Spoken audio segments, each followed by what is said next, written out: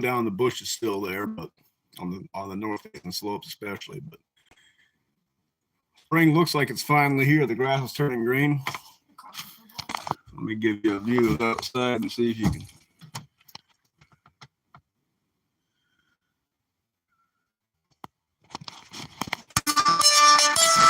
Oh boy, I'm getting a call. I have to decline it. Sorry, guys. Okay, so um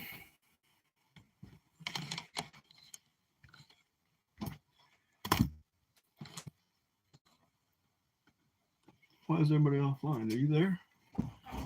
Okay. It says nobody's on, but I'll just keep trying. It says here it says nobody's on, but okay, so start off. I had a story I want to tell. It still irritates me today right now. I was yesterday morning, beautiful morning. I was out hey Pete. I was out putting some of the old leftover wood from the burned house on a stump. I was burning the stump, and in comes the sheriff. And I didn't think much of it. I mean, I've had calls from neighbors calling that I've been burning before, and usually it's not much. Come on in, and was trying to arrest me for criminal or felony arson, saying that if I burn any of that house, I'm technically committing the act of arson because I'm burning a house, which I don't get it, because to me it was a piece of wood that was off the house, which I burn wood all the time, and I don't know why that'd be an issue. And threatened to arrest me, and I said, well, I don't see why you have a right to arrest me if I'm not even burning the house. I'm just burning a piece of wood by burning a stump. And call another sheriff and the fire department. And I told him not to call the trucks. It was like, I'd say it wasn't more than 2-3 foot across. And I had sticks around this stump. And we don't have a burn ban. It's, according to her, to the sheriff, if I burn one piece of the house, they could charge me with arson. And she tells me I have to take it apart, put it in a dumpster, and haul it to dump. Well, that's going to make it a whole lot harder. I'll try to figure out something. We might have to bury some of it, maybe haul off somewhere. But no, it is very, very interesting. They would try to. And then another officer came, and one of the fire guys. And she was trying to say that the fire department said I had DNR. I had broken DNR rules. And he said, unfortunately, if you burn siding, shingles, plastic, etc., you're not supposed to burn that, but most everybody has burn piles and they burn it. But according to the DNR, they can make a case against you if you burn those kind of things. There was one piece of siding in the pile. I took it out. But they still made me put the pile out. And at one point, she even almost pulled the gun on me. And I was like, I've never seen someone so animate. They want to get you in trouble for something. Or take you in. I just told her, hey, I'm just burning a piece of wood on a stump. I don't see what's wrong with that. And but the other sheriff said, well, I don't see, he's not burning on the house. I don't see anything that's in there that's illegal. So we need to just leave him alone. But he needs to put the fire out. So I had to take some snow and throw it on the fire and put the fire out. And it was my stump didn't get burned. I've been wanting to get that stump gone for 3 years. Just go back to where the old house was. Maple tree I cut down when we first moved in.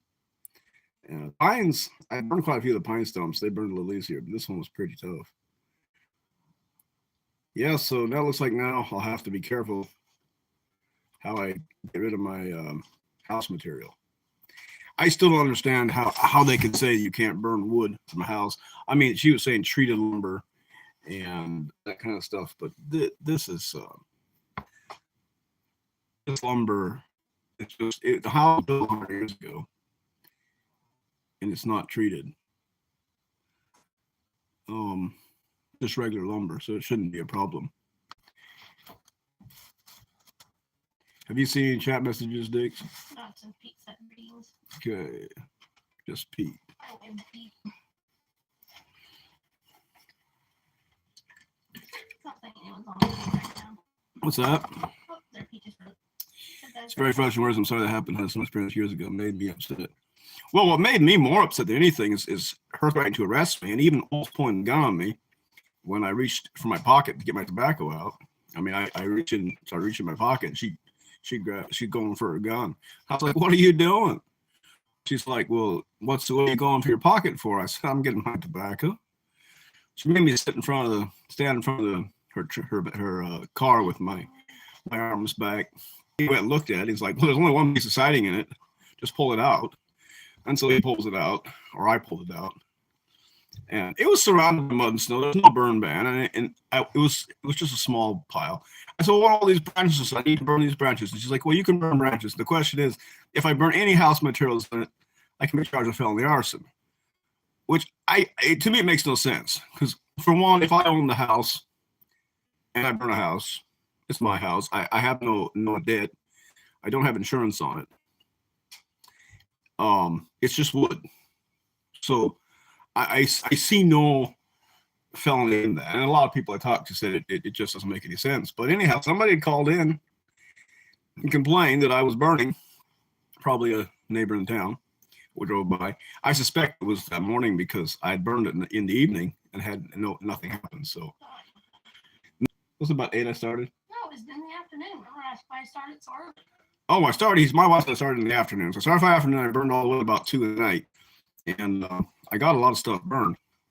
But now, because I have to haul away, it's going to take me a lot longer, which I didn't really. I'll have to deal with it, I guess. My idea is I'll probably just Move to the left. Put the shingles on down in some muddy spot and use it for fuel, and take wood and cut up the firewood and burn it in the fire like I was doing. It's just that it was a lot easier to use slab wood and tree branches because it wasn't so dirty and all black, because those studs are all charred. They got from the fire, black. But now the snow's all melting. You can see what mess we got to clean up. It is a big mess. There's stuff all over the place. Thinking, try to get that. I got it next week. I'll probably start and plant the garden. So I want to talk about gardening. This, please. Yeah, it's getting time to plant the garden, or at least get the seeds started.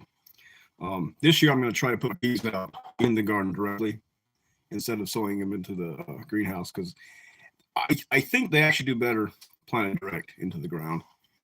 And I tried last year. I tried planting them in the pots ahead of time, then planting them out. They didn't do as well. And then the year before that, I planted out, and I think they did better. So I'm probably just going to direct plant again. Same with beans. They do better when they're planted out directly. I know cucumbers and even watermelons do better when they're directly planted into the garden a lot of times. It seems to me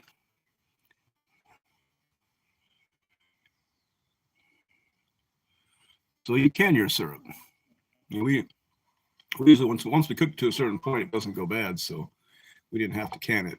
I guess if we make a pretty heavy dark syrup, so it's borderline sugar and it doesn't go bad on us. But before we had a lighter syrup, it would go bad, or it would start to turn if we didn't cook it down heavy and hard enough. Yeah, I pulled the taps yesterday, so we're done. Looks like grass is starting to grow. And I got a log sod. Last of the white pine I did yesterday, and then hoping for the roof on, trying to put the roof on tomorrow. Got a neighbor that's going to come over and try to get that roof on the shop. And then we got the basement to clean up. That's going to be a big job. There's a lot of trash to clean, and a lot of junk. But I want to make sure I get my garden going.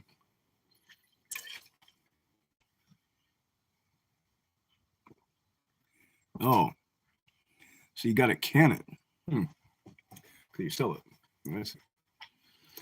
Yeah, I've been thinking, boy, the way this world's going, it's just the whole system seems like it's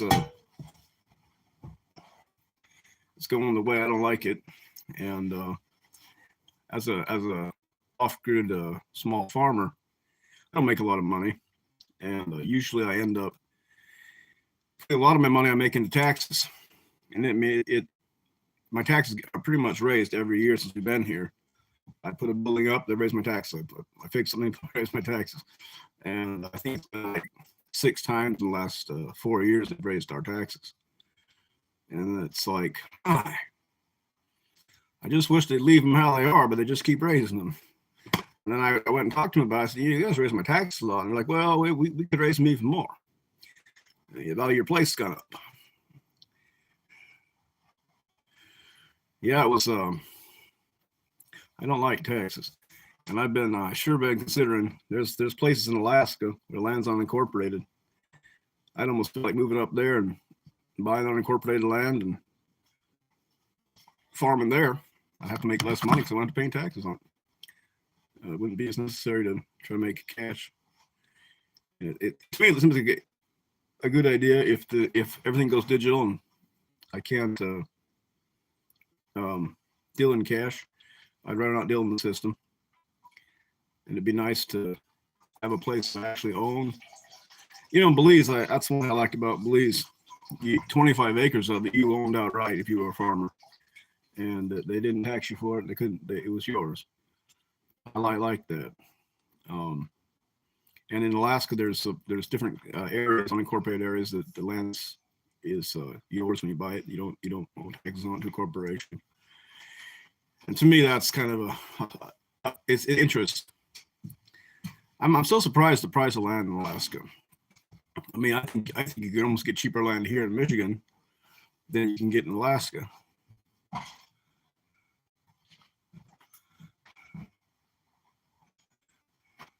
The pizza in your water bath it's syrup.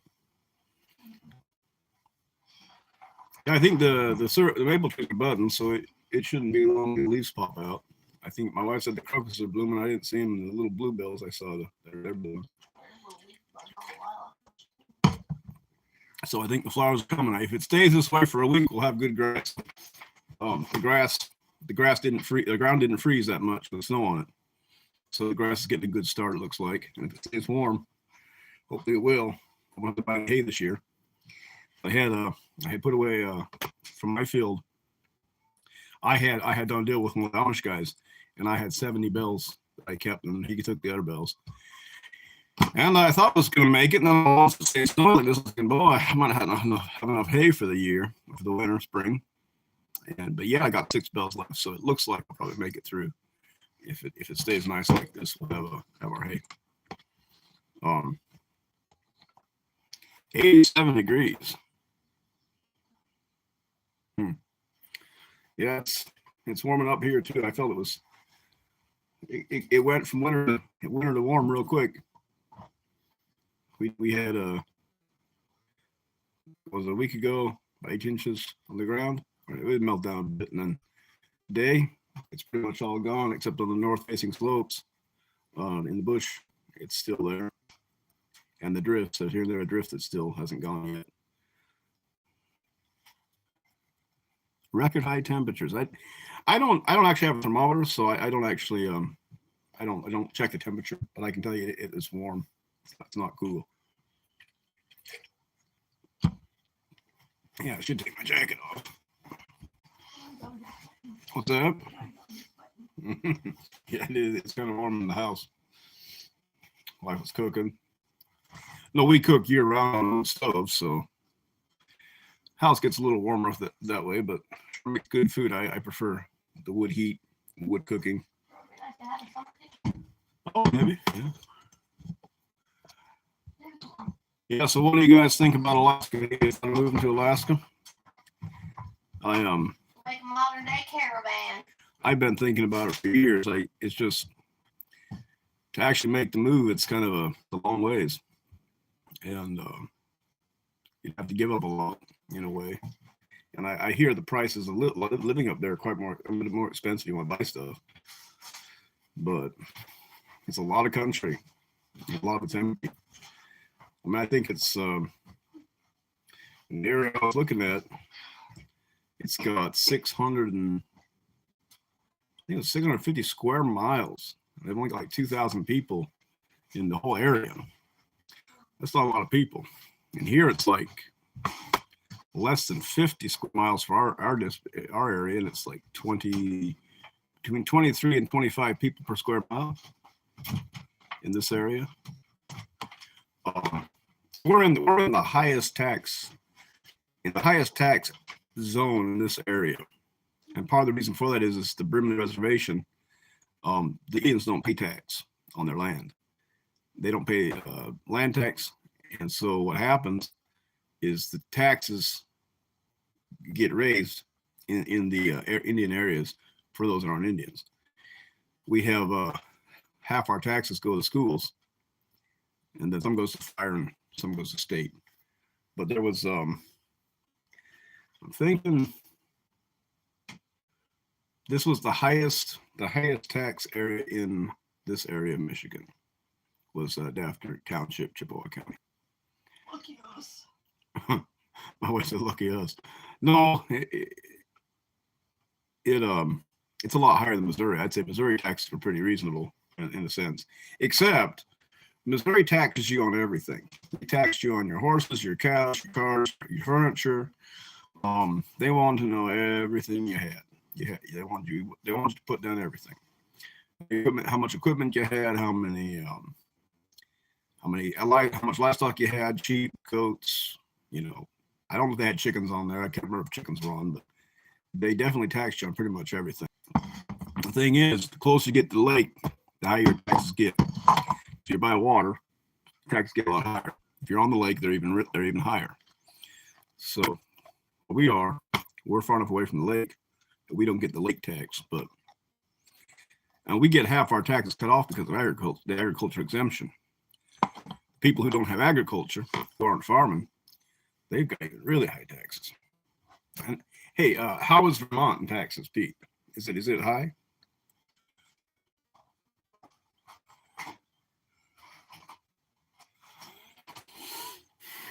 Yeah, it's my basic thing is I want to be free, and I don't want to be stuck under a tyrannical system. Vermont taxes are very high. Yeah, I guess I never looked into Vermont. I think I looked at Maine, northern Maine, and I think their taxes were slightly lower than Michigan. It looked to me their taxes were lower in the Potato Triangle area, and they had slightly better growing season because it seemed like a lot more people there in Maine grew corn, where very, very few people in this area grow corn. We've grown short season sweet corn did pretty good, but like field corn, there's almost nobody that grows any field corn in this area of Michigan. Up in Maine, there was that area, the Potato Triangle I was looking at was had a lot of cornfields. But you can look at the old statistics from back in the day.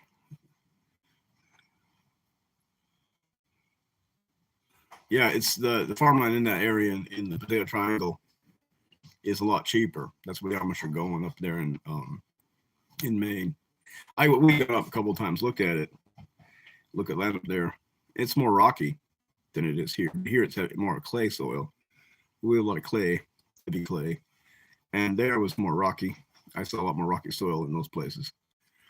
But the thing is, up there must be it must be slightly warmer. Just for the fact you see more, like you see black walnut trees, you see a different kind of alders. Where here, alder, I don't see many ash trees, no ash trees. And up in Maine, you saw ash out and black walnut. So I suppose Maine is slightly warmer. It doesn't get as cold in the winter. Nice couple of rocks. Yeah, I don't think my one garden, my upper gardens have some rocks in them, but the lower garden I don't think there's a rock in it. It's just clay. It's a heavy clay, and I'm debating whether or not I should even keep planting the clay because the soil down there, it takes so much to get it going. And I'm busy working, and I think if I just transfer my gardens onto the sandier soil, I'll be better off. Which I'm trying to do. That's I'm clearing land back behind the buildings, and once I get that cleared off, I'll get the stumps out of it. I can probably use that land for gardening, and it'll be a better growing. Stone walls. I guess it's got stone walls. I saw that in Pennsylvania when I was in the Big Valley. Lots of stone walls or rock piles between the fields where they had stacked the rocks between the fields where they gathered them out over the years, and then some built walls out of them. And in Europe, when you're like in parts of Europe, I've seen parts of Scotland, Ireland, some of the islands. Everybody had stone walls. Not all the walls were good anymore, but yeah, that's what they do in Europe too. They built stone walls out of all them rocks they got out of the fields. They had there was I think it was Orkney. I'd say it was Orkney. Orkney had a lot better walls than Shetland. Shetland had rocks, but they were a different kind of rock. I think Orkney rocks were more flat and a shell sandstone type and limestone type, where in Shetland they were more not so nicely suited to building rock walls. They just needed more rock piles. Even like the old houses there, you see in Orkney, the houses were built of better quality rock, which they probably had better quality rock overall. Yeah, it'd be nice to build with rock. It'd be time consuming and heavy, but it lasts a long time if you do it properly. I don't think we have enough good rock here to do it. We got boulders, but they're hard. They aren't easy to break. I honestly can't tell you what they all are either, because when you go to break one, they're not like limestone or not sandstone. We've got smaller rocks, some sandstone. I see here and there a few sandstones, but on these big boulders, they are hard. There's one right out here. These guys. That's right. That big old rock right there. I'm not exactly sure what kind of rock it is, but it is hard. You come out of the pit, gravel pit. That rock, hang on that thing, you can barely chip off of it. I don't think it's granite, but I actually don't know what kind it actually is. It sure ain't sandstone or limestone. Limestone you can break pretty easy, for the most part. In sandstone. 1850s. Yeah, those boulders there. This place has a lot of them in the sandy part areas. We have these big boulders, but they're not. I would say they're not easy to build with unless somebody figure a way to break them up. They're just all around. The previous owner, you could tell he had moved them out here and there. The worst thing is when you go to the post hole and where those rocks are. It's hard to get a post hole when you hit one of them things. You got to dig the rock out, try to chop through it, which I've tried a couple of times, and I didn't get very far. I used moving the post because it was like one time I spent 2 days digging a post hole, and by the time I was done, I had a pile of rock about 3 foot high. And most of the place isn't like that. It was specifically where on top here by the buildings, there's a rock underlayment, boulders and sand and gravel, mostly sand and boulders. And that was where the post. I wanted to put the post in right by the barn, and it's possible the people who were here before had actually hauled that rock in. I couldn't say for sure, but it wouldn't surprise me if they hadn't hauled it in to keep the barnyard dry. Keep the animals from mucking up the barnyard too much. Boy, they're rocking there. I think I worked at that thing. I worked at that thing. Finally got a post in, and I hope I have to dig that post hole for a while.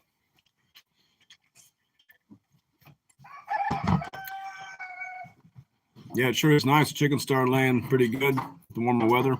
I think all the chickens are laying again, getting plenty of eggs. Oh yeah, we got some ravens that keep trying to steal eggs. I've been out working at the barn, and thankfully, if I'm working out there, the ravens don't get no eggs. We get a bunch of eggs, but if I'm not out there, the ravens sneak in the chicken coop and get them eggs. Rabbit hutches. Yeah. Yeah, I got quite a few empty rabbit hutches right now. I just it was that we had so many rabbits, and it just seemed like there was not a good market for them. I mean, even the people, I sold a few babies here and there, but I put signs up, rabbits for sale, and I would maybe get 2 or 3 customers coming in buying a rabbit. And I sold a few to a meat guy, but by the time you figure how much took to raise the food you buy, if you buy food, and I was buying food, you make nothing on them because he wanted to give $10 for a rabbit, and if you had bought a bag of food, it was between $17 and $20 for the pellets. Now, if I put them on grass and feed them grass, I can raise rabbits pretty cheap. But what happens if you, what I found out, if you spend a half an hour a day cutting grass for the rabbits, you end up spending more time than it takes for you to make the money to buy feed. That's if you can work out. So if I go and work out for an hour, I get $20 an hour. So in an hour, I can buy a rabbit that will last me for a week, 2 weeks, and it's easier if I can work out just to buy the pellets. It will save me time. But I was having an issue with the pellets because it seemed like I had I don't. It's probably the cold weather, but it seems like every spring I lose rabbits. Just about time of the melt.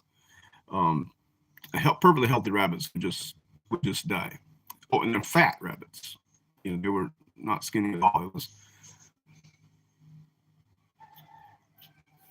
sales really slow during COVID. Some people bought monies. Yeah, it was like we didn't get anybody come in last year for rabbits. Well, wait a minute, did we? Yes, we had one person come in last year for rabbits. We've been selling rabbits for just fled the hot water reservoir of the Storie heat exchanger, fire for the food grade black rose steel sheet. Boy, so you're getting some hot water. Yeah, the sun's shining today. If you had one of them, it would be heating up. We don't have anything like that, but our solar system, I think the batteries actually made it through the fire. They didn't burn, so we'll hopefully reset up our solar. And okay. So what I was planning on saying, if I stay here, like I'm planning on building a windmill on the back of that shed. I want to build a mini Dutch style windmill. You've probably seen the Dutch or Danish style windmills with four pedals, and I want to try to build a wooden tower and then put the windmill at the top and see if I can use it for maybe some small machinery, and a small grinder, a generator, and that way, if I have my horsepower and it's not windy, I can use the horsepower. If it's windy, I can turn the wind on, and I'll be able to produce the power. Hopefully it'll be. Some of the windmills have 40-foot. I say blades. They aren't blades. They use some shutters, and the wind, if it blows too hard, it opens, so it will feather the blades so they don't blow off. Now I think it's a really smart idea how they built them wind machines. Some of them are on sawmills, some mills, and some pump water. But in Denmark, most of the ones for my ancestors came from, they used to grind grain with. They were grain mills for grain grinding. And the Danes, they had a little system set up with a little windmill on the back that would turn the windmill turn it to the wind. Well, the Dutch ones, they have to have the whole building. Some of them are actually built on a center pole. I was thinking, man, can you imagine the weight of them things? I mean, that's a lot of weight. And I still don't tip over. I mean, you think the pole just break off? You got a four-story building with a 60 to 8 foot span of sailcloth, but I guess they don't spin that fast. The way they're built, they spin slow, but there's a lot of power to them. And I'm thinking if I make a mini-size one, I could still operate pretty good, on a pretty good power, push-up power. And if I need speed, I can from one wheel to the next. And how much man who builds wind power water pump systems? He has engine for days, enough wind. He's gonna run. Huh. Yeah, see here we're on a higher spot here. We get a lot of wind. I mean, today it'd be turning lightly maybe, but not very strong differential. And the shaft, it would spin. I spun it down. I took it down with a shaft to a Mercedes-Benz reduction gear into wheel power. And that actually worked really good. I mean, it didn't have to be blowing that fast to pump good water. What I actually did is I took pedals off to slow it down. Wait a minute, I'm wrong in that. I took pedals off to speed it up. I had so many on at first that it didn't spin as fast when the wind was slow. And once I removed every other pedal, it would actually spin easier in the lighter wind, but it also went a little faster. But it wouldn't have had much torque that way, but it had easier, could catch the wind easier with less. And I thought the opposite. I thought there's more pedals on, it will push the wind easier, but it actually turned out to be the other way. When the wind was blowing softly and all the pedals were on, it wouldn't turn that well. But then once I took the pedals off, every other one, that thing would go at a very light wind. So I think the fewer pedals you have, you can get a little more a better ratio for slow wind speeds. Now the high wind speeds, like I noticed with the air motors, they're running those on the pump motor runs a up and down shaft, which is not like the one I had that would spin the on the shaft. But those in Missouri, they were quite reliable for the most part. Now they didn't like a high wind. Whenever high wind would come, the tail would break and it would turn off. And I had mine was set up to do the same thing. And when the hurricane hit Belize, I was thinking the thing was going to break. It was going to flip over, and for some reason it didn't. So I had to climb up that tower to check what was going on. And my spring and latch, it was supposed to let go when it come to a certain speed, had rusted shut. So I had to knock that off and get the thing to flip over so I didn't the hurricane wind didn't destroy my windmill. Yeah, it's a good thing if you can stop them when it starts to blow too hard. They can. That one was actually built it was built with the differential on top of an I-beam coming down to the ground and set on a big bolt that you could lift it up or down. If you needed to fix something, you could just lay it down, or you could climb up there and get on top of it, which I usually just climb up on top because it's easier than laying the thing down. And then I used cables to hold it steady. But with these Dutch windmills, they are Danish ones. It looks to me like they built a building and then either rotate the top of the building or the whole building to catch the wind, which it's interesting, man. I'm going to try it. I never built one like that of that style, but we'll see what happens. It'll be interesting in the future to see what I can make of it.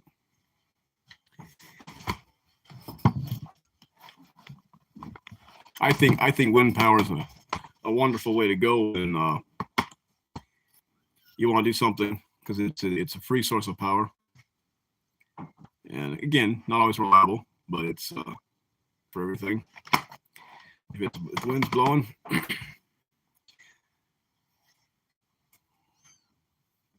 Yeah, I saw the garlics and the onions are coming up. And I had planted carrots and beets for seed for this year, and they're starting to sprout. So we'll soon have a. Hey Pete, Sunshine Acres, look what I got. A mason jar lamp now. Yeah, she bought that without giving me knowing. She likes to have a habit of doing that kind of stuff. All at once the FedEx guy shows up, and you're like, well, what happened now? Well, your wife must have ordered something. What did I get for hubby? He also makes a setup to put gas air into old propane tanks so you can run tools off it. Huh. I wonder, is this one of the Swartz Trooper Amish up in Maine? I'd seen like in with the horsepower that where they had down in Tennessee and Kentucky, they used the hydraulic pumps where the horsepower would turn the hydraulic pump, and they could use that to split wood, to run machinery. And I've been considering possibly putting a hydraulic pump system on to run a splitter. That's how my splitter I have now runs on a hydraulic system. The motor runs it, but I want to switch over to the horsepower. And my thing is, I just the price of everything is so expensive, and I have to try to do things in a way that I don't have to buy too much. And if I can build something out of wood I have, it's going to cost me a lot less. If I have to go buy metal, it's expensive, and it gets really expensive fast. I mean, I went and bought a piece of metal last fall. Maine, not Swartz Trooper. Mustaches. I wonder. I'm not sure I've been to Unity. No, there was a. I was trying to think of the horsepower I'd seen down in Kentucky. I saw one. They ran a whole shop on it was a 2 horsepower, and they had drill press, saws, air compressor, metal brake, grinders, and I mean it every bit of it was run off that 2 horsepower treadmill. Night shop was all run off the 2 horses or 2 mules, or you could even put cows on. Sam Stone Blackman, his whole shop up 2 horsepower. Yeah, I think it's a. I would have liked to get a 2 horsepower. Oh yeah, Scottsville, Kentucky. I know who you're talking about now. I lived in Scottsville for 6 months. I was He said we need to get a signal booster. Yeah, Doc, I know signal's bad. I'm sorry. Yeah, so yeah, it's the in Scottsville. I was there for 6 months in Scottsville, Kentucky. I lived at Paul Hoover's place, and I shoot horses down by the old mill. They have a water wheel. I work part-time on the sawmill too, in the water wheel, but 2 days a week I would shoot horses down there. And I had a hard time in Scottsville. I just didn't. I liked the community, but I felt like they weren't too far on my Amish ways. So to say, I guess they looked at me as being Amish, and there's a little bit of animosity between them and the Amish. For some reason, the Mennonites and Amish have a little bit of a, like they kind of dislike each other. It seems like, and there was some families that had come from the Amish living there in Scottsville.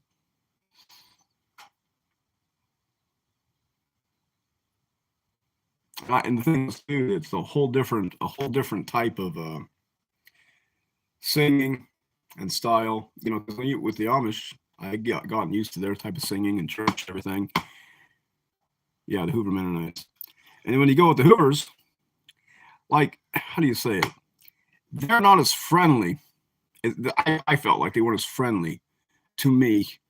Or like the Amish, if I went to church and I wanted to go somewhere for supper, I would just go and they would welcome me. There was no problem. But in that community, after church, they would invite you. And if nobody invited you, you'd just be standing there alone, and nobody would invite you. And it was strange because I never had that experience before by the Amish, where either nobody invited you, or say, hey, come over for supper, or are you going to come for supper?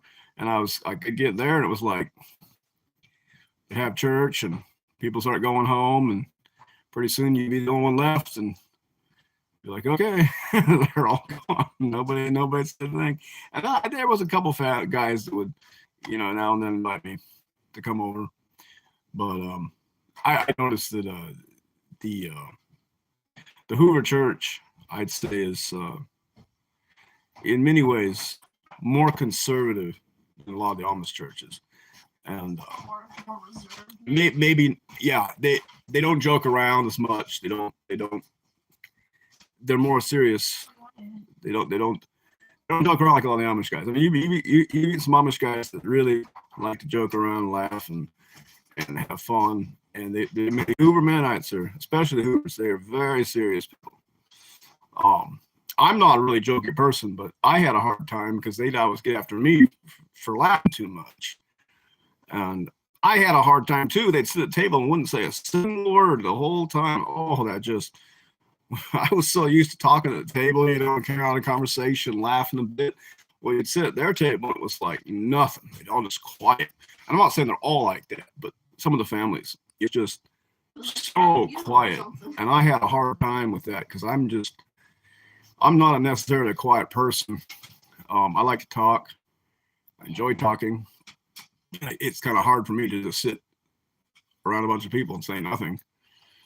That was for me was a whole different experience than by the Amish. And what I noticed too is with the Amish, you get to church, they get together and eat, and there'd be a lot of different conversations going on. Someone would be talking here, and someone over there, and someone over here, and they'll be talking. Yeah, no engines. They use no motors, and I don't think there's any. And some of the communities use no batteries either. Now, there are some of the communities, I believe, that do have some batteries, but other of the communities do not use them in different places. With the Hoover Mennonites, usually if one person was talking, they would all just listen or be quiet till that person was done, and it was oftentimes the older guys would be talking, and then everybody would just sit and listen. That was unusual, because by the Amish, there wasn't necessarily just one person talking in the room. I mean, there might have been 5 or 6 conversations going on at once. Or with the Hoover Mennonites, it was more of a more quiet, one conversation at a time thing, where they all would listen to the one man, and when he was done, somebody would talk. Which it was no pipe propane. They use no propane, no motors. I believe no batteries. But I think they're pretty much living in a way that I want to live when it comes to the lifestyle. I like that. That's why my goal is to be completely free of the motors and batteries and stuff. But I'm obviously on a phone. You all know that phone doesn't. Yeah, my suspenders are off because my button broke. My wife needs to sew me on a button. Hear that? I heard you. I thought she sewed me on a button. I always sewed my own clothes for years. Never did really like it, but now that I'm married, I kind of want her to do it, and she don't like sewing.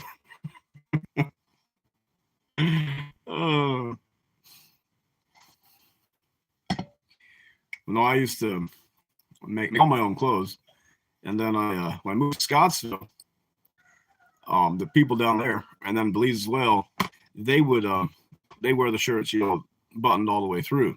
So you could buy a plain shirt, and then modify. Just cut the collar off and cut the collar, and it was okay. They accepted it.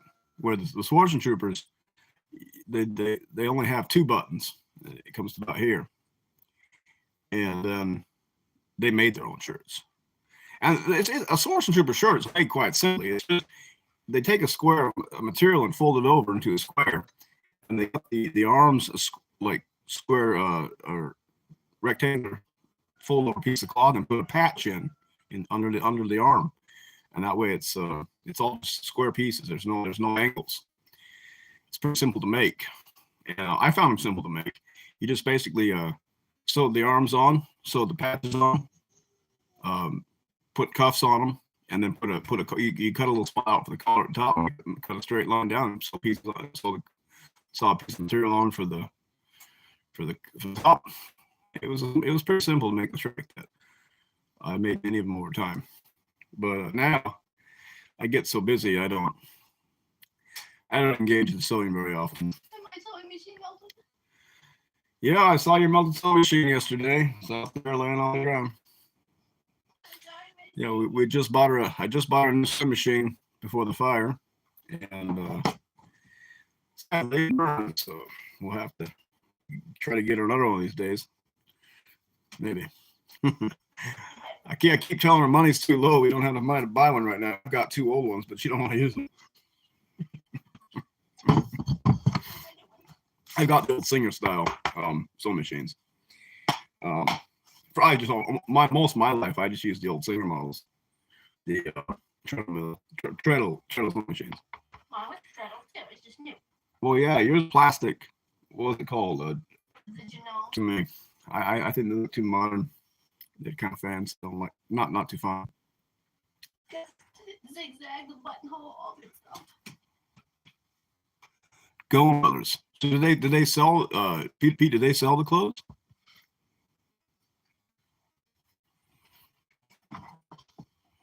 Did the Go Brothers sell clothes on the market? I hope you guys can still hear me.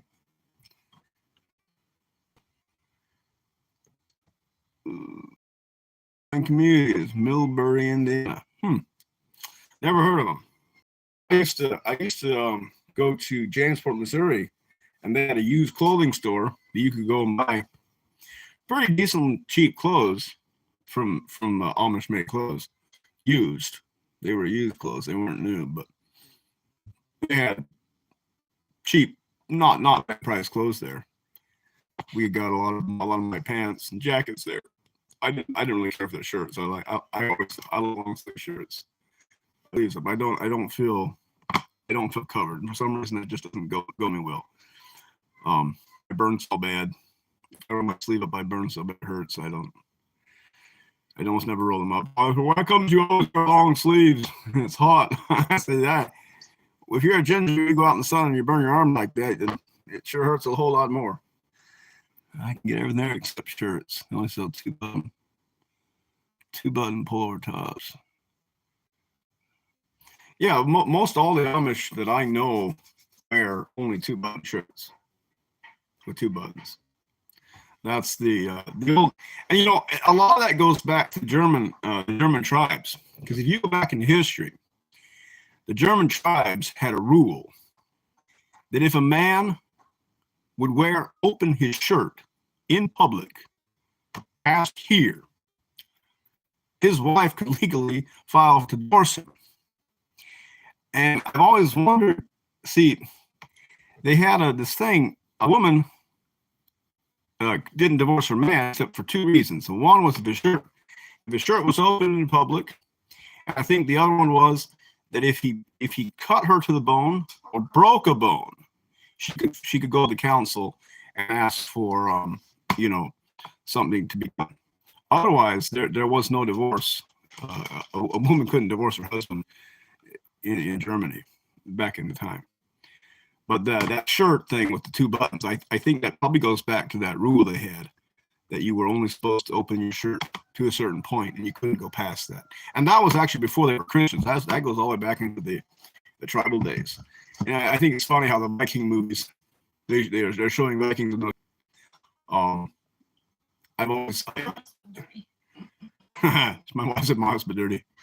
I rope shirt working on for a full button down work shirts. A lot cooler. Yeah, I find I like full covering for me because I stay cooler covered. I don't like exposed skin in the sun. I keep a wide brim hat on. I like keep my hair down over my ears, and I stay cooler. I stay cooler covered. If I uncover, I get hot. So, and I know people nowadays, they're like, well, how comes you wear a long sleeve shirt when it's hot? Well, I keep trying to tell them, I stay cooler covered. My Scottish skin. Yeah, Pete, I'm a quarter Scottish, basically. See, in my ancestry, if you go back 7 generations, and these were Argyll Scots, which made them Anglo Scots. And Anglo Scots, the Anglo Scots were originally Angles that came from Denmark. So it's an interesting. They were more reddish, red-haired, ginger-skinned people, and they had originally come into in history what I read, they came over to Ireland first in longboats, and they asked the Irish to settle there, and the Irish said, no, you can't settle here. But they were men, and they needed some wives. And the Irish guys said, we'll give you a woman, but if you go over and you attack the Picts in Scotland, we'll give you wives. So these Scotai, they called themselves, they went and they attacked the Picts and took the land and named it Scotland. And the Angles, they were basically Anglo stock. And all the old the genealogies with the circular shield, you'll see the crest. They have their the family crest. If the circular shield is on the back of a lot of the lines, those are the basically we would say same stock as the Vikings. They were coming over on longboats from Denmark. That was somewhere over in Denmark. No, probably Denmark. The Angles, it's suspected their original homeland was Denmark. That's where they kind of spread out from. But what's interesting about that is all those family lines, they belong to the U-106 L-48 North Sea family, and pretty much all the North Sea area, that family is quite prominent. But the further you get into Ireland, then there's not many of them. Dublin, Kirk, the coast towns, and Northern Ireland. See, Northern Ireland, Cornwall. Back in the day, I went over to Scotland, Ireland, and looked at a lot of this. This came from Scotland and England, so 1700s. I have some. My mom's side of the family, a lot of them came over to the colonies early in American history. Some of them actually came over on the Mayflower, and I think it was William Penn's sister Hannah. I descend through her.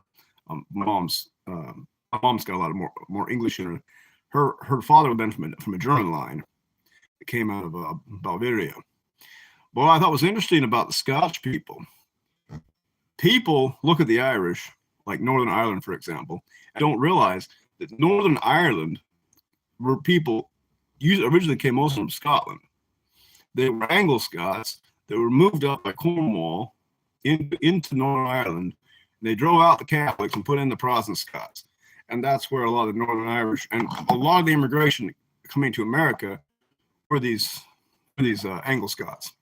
They say North Irish people, or North Irish, I should say, who are actually from Scottish lines, and most of the Scottish lines go back to Anglo lines. So it ties to the same family.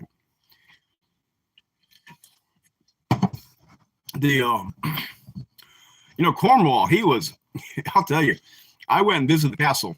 There's an island. It's North Aran Islands in Ireland, and it's called, I'm trying to think of the name. My mind gone blank right now, but it's north of the Aran Islands. And Cornwall had built a fortress on that. Well, it was a prison fortress, basically. And he had put the Catholic priests into that castle and kept them as prisoners on that island. And if you look, the castle's still standing today. I mean, there's a lot of it still there. You can even see the old fireplaces where they used to, cook their food. And I've always wondered, boy, they must have. There's not many trees on that island. They must have used driftwood or something, or brought wood from somewhere else, because there's barely any trees on that island. It was pretty much treeless. And they say back in the day, a lot of those islands had trees on them, but when they got settled, they cut them all down and put sheep on. And the sheep have a tendency to keep all the young trees from coming up. and then pretty soon they turn all the grass. And I guess if you're raising sheep, the best option is to have a bunch of grass. But then when it comes to firewood, a lot of them burn peat. Now, they did burn peat back in the day. In Shetland, I saw places where they were still cutting peat. They were cutting little pieces, laid out to dry. Honey, you're scaring Pete. I think he knows what I mean. I'm not cutting peat. Oh yes, I'm talking about cutting peat. I'm not talking about. My wife's making fun of me saying cutting peat. Sorry, Pete. No, it was the peat they used for fires. And it burns pretty hot, especially the black stuff. There's two types of peat. There was the black and it had a little kind of dark. It was darker, and then there was the lighter peat.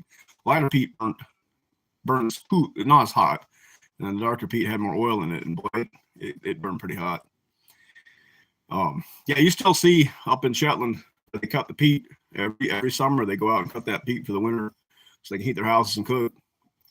It's kind of dying out now because people are turning to gas, but it was for years. That's all they had to cook with.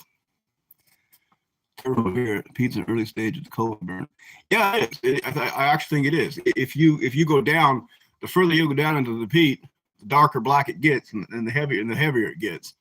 And it is actually early. It's I believe if peat was compressed, it would become coal, and it wouldn't take that long either, because there was a couple places they've been mining coal. They've actually found artifacts in the coal from not that long ago. So it doesn't take that long to form coal.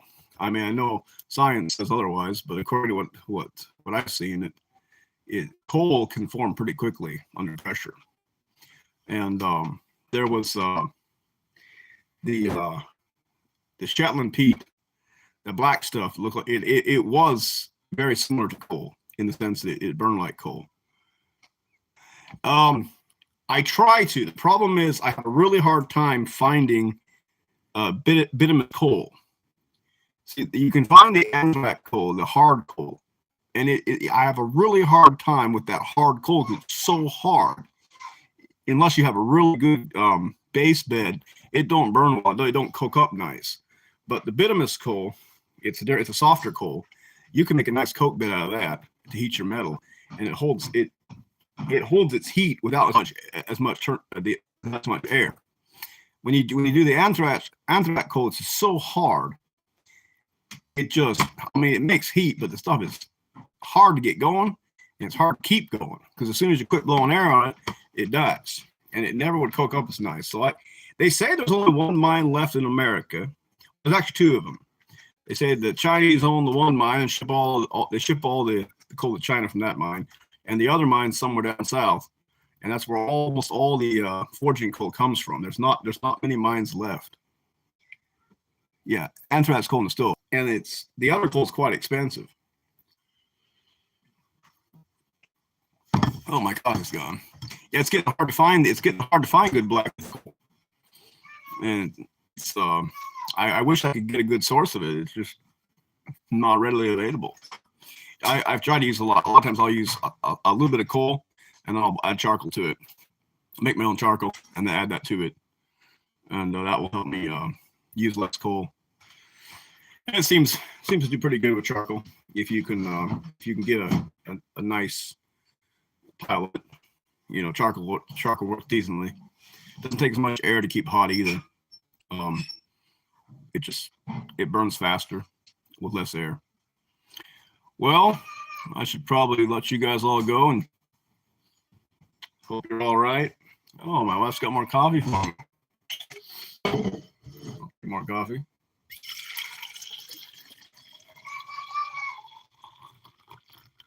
Thank you. No, one of these days I'll fire the forge up. I'm still waiting for my mud in the forge to dry. Surprisingly, that mud hasn't dried out yet. It's been so cold. I guess the mud froze, and I checked it the other day. It looks good, but it's still pretty soft. I was where'd my hat go? Glad you were here today. That burning wood, not burning wood on your own. Yeah, I'm thankful I'm not in jail either. She was threatening to take me in, and I thank God out of that one this time. But let's see, I'm going to show you this forage, how it's doing. How I turn this camera on? Can I turn the camera on? Oh, I can. Yeah, so it's still pretty tacky. It's not dried yet. I think it's hopefully it will dry soon. I'd say it's still not dry enough to. I kind of don't want to fire it till it dries more. But it looks like it's gonna turn out all right. I made these. I store it like this to keep it from so it crack when it cracks. It doesn't crack as cracks more even. Hopefully, it'll crack evenly. Yeah, this is the blower I use. Kids are playing with it. Looks like they plugged it. Huh. That's what happens when kids play with blowers. They put coal in it. Yeah, you guys aren't supposed to put coal in the blower. You know that.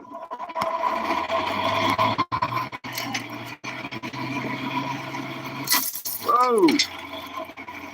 Got more coal in there. Okay. Yeah, I put a pipe from here over onto. I made this part for my forge there. Put it on. Anvil. These are the shoes I made. I was working on making different shoes for. These are my first ones. They didn't quite turn out as good. You know, making shoes takes a whole lot of practice. It's not quite as easy as I thought it was. Rabbit hutches. Oh, my wife said show you the rabbit hutches and think about it.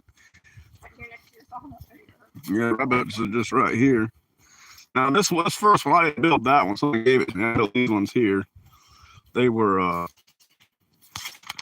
just used the materials I had on hand. It's pretty warm today, and she's pretty fat. Yeah, I would advise to use this size of wire, because whenever you use smaller wire, it gets so much dirtier. They're fat too. Here's just some of those. Now these are cages I built. And again, I was using used materials, so it was just what I had on hand. It wasn't nothing expensive. I got them for free. There's my book.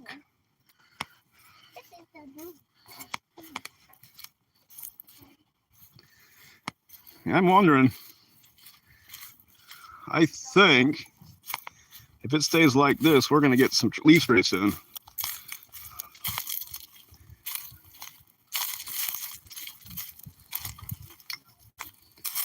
Yeah,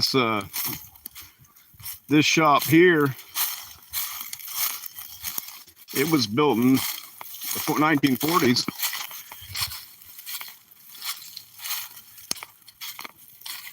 Sorry, I didn't show you very detailed. It was just, I could give you the measurements if you want them. I just took there's the crocuses blooming. Yeah, we've got a lot of mud right now. There's a little snow left there. Whoa. Now here's the mess of the house. Got a lot to clean up yet.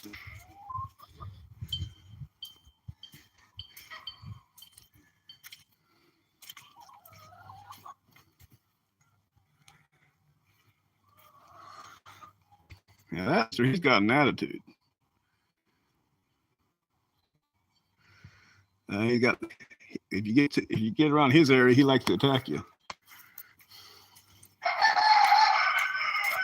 Yeah, so what I was thinking, I'll move this horsepower forward a bit, so I can. I didn't realize it's a little tight there on the back. I want to clear off this section on that back side. Put it into pasture and garden, hopefully eventually, if I stay here. See, over there is the stump I was burning. If you can see it.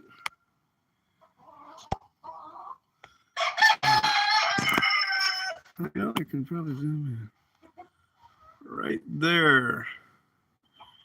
That's the stump that made me put the fire out on. Yeah, it's too bad they don't want you burning on your own place. I'll have to try burning again and just hope they don't come in and cause me trouble. Oh, I don't want to go down there right now. Yeah, we got a lot of fence fixing to do, and they brought the little house in it. We had to tear down all the fence or pull it out to get the building in.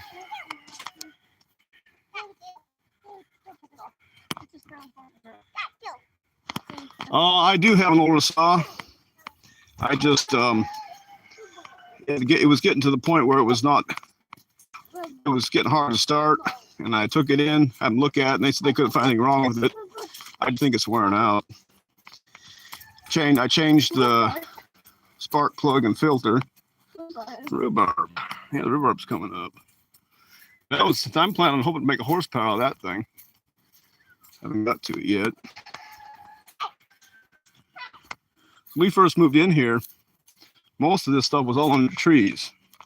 I've been cutting down this big old stump over there, stump there, stump back there. There's huge trees covering this whole area. The old guy who lived here, he had just pretty much let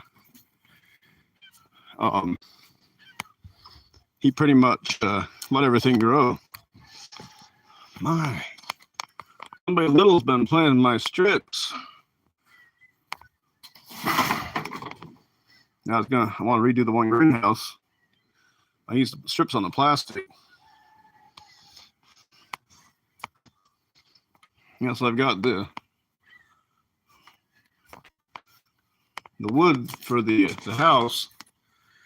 These are the floor joists. And I got 1x1s, and then the 2x6s for the ceilings.